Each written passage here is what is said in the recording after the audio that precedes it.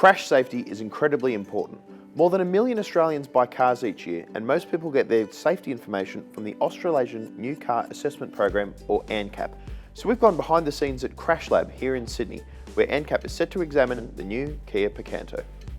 Kia's most affordable car has been crash tested already. The car holds a 4-star score in Europe, where it performed well in testing, but 0 stars in Asia-Pacific countries such as Indonesia, where the car is sold without airbags.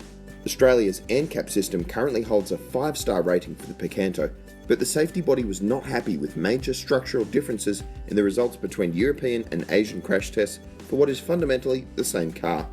Look at the way the A-pillar and roof buckle on the blue car, while the red car stays fairly intact. In an ideal world, that wouldn't happen.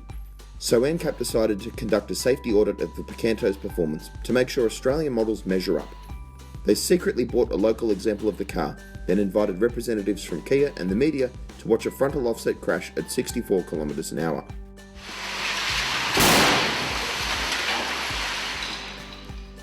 That is a dramatic event to witness, a real reminder of the sheer forces involved in a crash. Now the early signs look good. The Kia's body is intact and the car appears to have performed as designed. The Australian Picanto showed some damage to the A-pillar and roof, more than the European car, but less than the Asian crash test.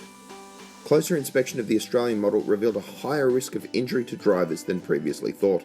The European crash test in 2013 saw the Picanto score 15.12 out of 16 for the frontal offset test. But in Australia, that number dropped to 12.95 out of 16, which only just scrapes past the minimum 12.5 points required for a 5-star score. It's really touch and go stuff, and ANCAP says the car offers marginal protection for the driver's chest and lower legs. For its part, Kia said the Picanto went into the audit as a 5-star car, and at the end of the day, it remains a 5-star car. There were important differences between Australia's Picanto and the model tested in Europe and Asia.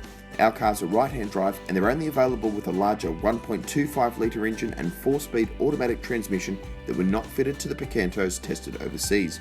ANCAP says differences like that are why it's important to conduct local crash tests to keep companies accountable in selling the safest possible cars for Australian drivers.